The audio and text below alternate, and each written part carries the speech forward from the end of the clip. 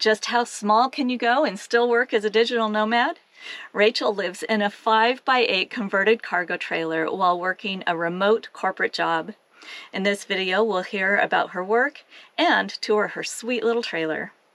And a quick invitation before we dive in, I've started doing a YouTube Live right here on TheGalavan on Thursdays at 5 p.m. Pacific, followed by a nomadic women's virtual happy hour for the women to discuss the topic further.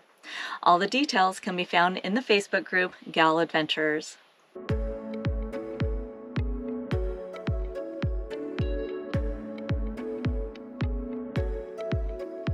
I'm Rachel Burns, and I've been on the road about a year and a half total, and in my converted cargo trailer. So it's a 5x8 piece trailer that is now converted to a little home.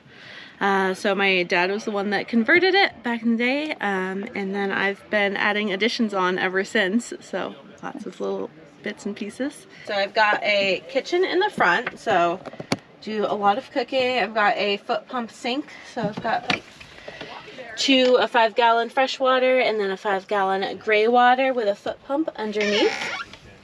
And then a lot of overhead storage. So I've got mainly clothes up here, and then kind of little bug spray, all the little toiletries and stuff up here.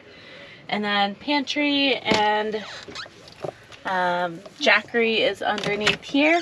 So I've got jackery is my main power system, which is all my 120 volt, like all the AC stuff is brought off my jackery. And then I also have 200 amp hour batteries for DC power, which power all my lights, which I just installed. And then yeah, so I've got bed, couch, got kind of all my miscellaneous, usually extra clothes and washcloths and little things. So that is just kind of on top of all of my upper storage, the little extra, just trying to keep it a little more organized. And then my table here, so I work full time, so I usually am here working during the day. And yeah, and then I've just got a little fridge underneath. So I don't have a bathroom in here, and more just, it's a really small space, so that just seemed unnecessary for me. But usually I would say I'm pretty off-grid, so usually in more types of situations I'd be camping in. So if I'm out there, it's usually just like I have a tinkle bell, which just helps for like standing up and peeing. It just makes things easier, and then or just like digging a hole. And then I do have a it's just like a plastic fold-up toilet that just like poop in the bag and then you throw it out, and that is like more of like emergencies only. I'd prefer to just go into town, and there's also plenty of public bathrooms there, so that's also happens a lot, but it's nice to have like an emergency backup in case because yeah, sometimes I use it, but usually it's just out in the middle of nowhere and digging holes, and or just going into town, and that works too. Generator, this is a whole bunch of electrical cords and God knows what else, a lot of things, a lot of little attachments for my E-track. So the E-track's on the side, I'll sometimes like put a snowboard on and make a little table out of to work off of to make a standing desk. Starlink in here, a lot of little like camping accessories and such. And then on the side here I have some snowboards back on the side. Let's see. Oh, yep. So, oh, and there's my battery box with the charge controller, and then some snowboards on the side. A little ukulele as well when I'm feeling particularly musically inclined. I love it. So I have like this, so this is my portable solar panel, and then so I'll hook that up to that. So I started out actually doing kind of the nomad life back probably 4 years ago. I moved to San Diego and just lived out of my Jeep. So I'd hung a hammock on the roll cage kind of across the diagonal. So I spent 4 months living out of that before moving into an apartment because I got sick of that.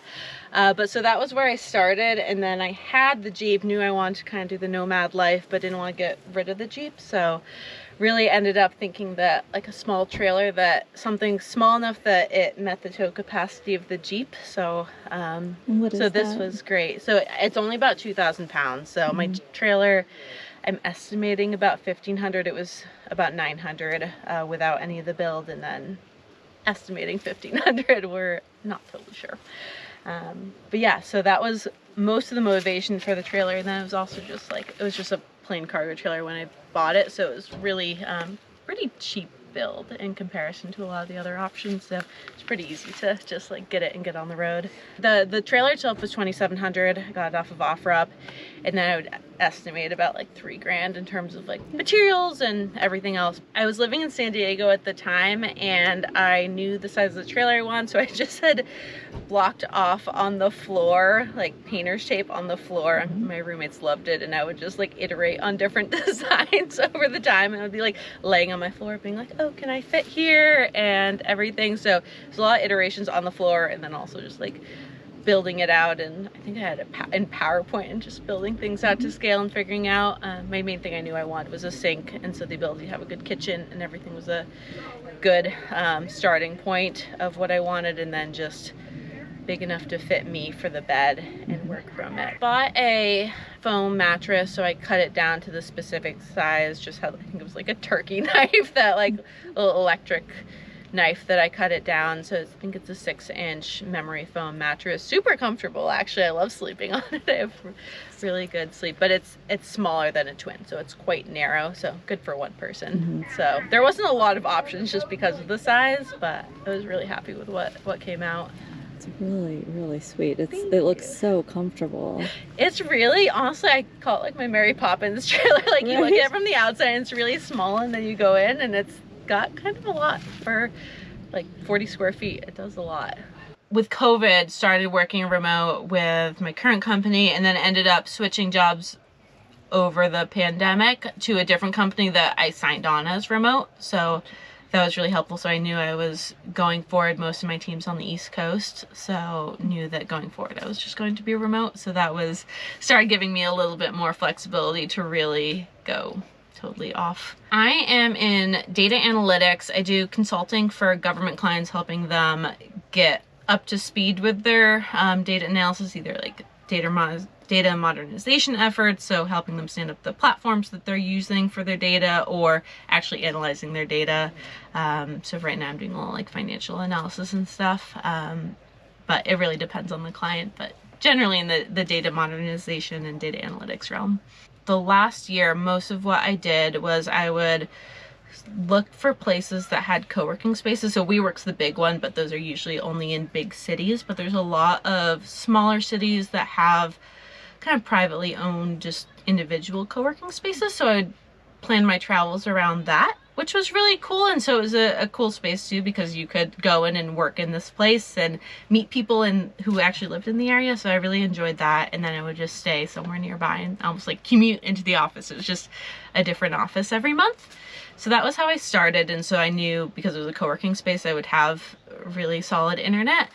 And then now this last, about 4 months ago probably, I bought a Starlink, and that's been a huge game changer. I kind of just go wherever. I've been in mainly desert areas so far, so we'll see once it gets more trees and more obstructions, but so far I've had really good luck. Just been working, have had no cell phone signal, but working fine, taking conference calls and everything, and it's been great. The co-working spaces were usually ran like $150 to $200 a month. They weren't cheap, but if you do a monthly membership, it was probably about the same as a Starlink, but I'm not paying for gas going in and out of the location, so it's probably about the same. It was nice because the social aspect of the co-working space, but I probably save a little bit doing the Starlink.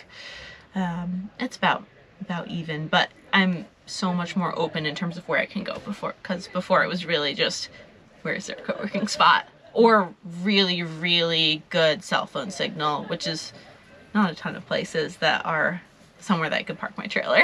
My team's on the East Coast, so I usually wake up, and I have somewhat flexible hours, but I usually am up around like 6:30. Usually make coffee and go for like a nice long walk first, and then put up my Starlink. Takes about 15 minutes to start up, and then start the workday. And so usually I'm just sitting in my trailer for kind of standard 9 to 5 job, just shifted a few hours earlier, and then around like 2-3 o'clock I get off and I shut my Starlink down, and usually I'll go for a hike or something else. But during the workday it's pretty normal to most other jobs. My office is usually in really pretty places. I had a math major and a data analytics minor, so it was, my particular route was pretty technical and in line with my skill set, I guess. But honestly, anyone that is like, I mean, consulting in general is anyone that's like has some critical thinking and likes to solve problems and make things more efficient.